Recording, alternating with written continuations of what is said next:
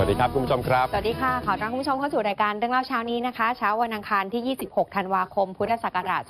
2560 ค่ะวันนี้ขึ้น9 ค่ำเดือน 2 ปีรากาเช้านี้เช่นเคยนะคะอยู่กับพี่ไก่ภาสิทธิ์และไบรท์พิชยทันค่ะคุณผู้ชมครับอดทนทำงานกันอีกแค่4 วันเท่านั้นนะครับ ก็จะหยุดยาวส่งท้ายปีเก่าต้อนรับปีใหม่แต่เริ่มต้นรายการอยากจะมาเตือนสักหน่อยต้องรักษาสุขภาพกันให้ดีๆเลยกลายเป็นว่าช่วงนี้มีฝนควบหนาวครับน้องไบรท์เมื่อเช้านี้ขับรถมาทำงานตอนตี 3 กว่า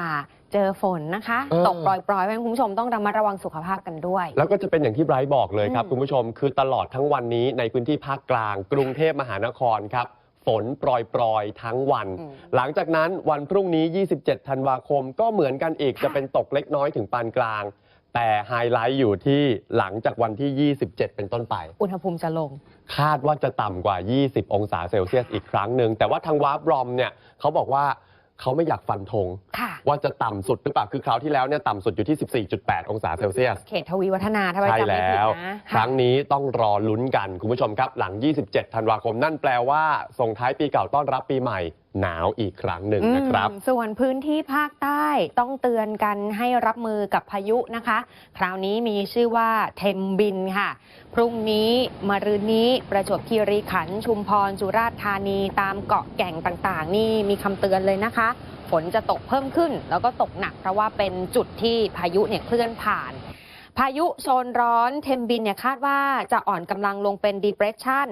แล้วพอขึ้นฝั่งแล้วตามดูอีกทีน่าจะอ่อนกำลังลงเป็นหย่อมความกดอากาศต่ำแต่ก็อย่างที่บอกนะคะ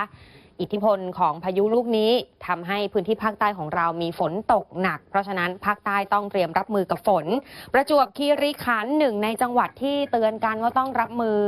กับพายุลูกนี้นะคะตอนนี้ก็มีการแจ้งเตือนประชาชนแล้วค่ะเรือประมงนี่ต้องจอดหลบภัยหลังเขากันเพื่อป้องกันอันตรายไม่เอาเรือออกในช่วงนี้เพราะว่าคลื่นลมในอ่าวไทยก็จะทวีกำลังแรงขึ้นด้วยภาพอย่างที่คุณผู้ชมเห็นเลยคลื่นจะสูงประมาณสัก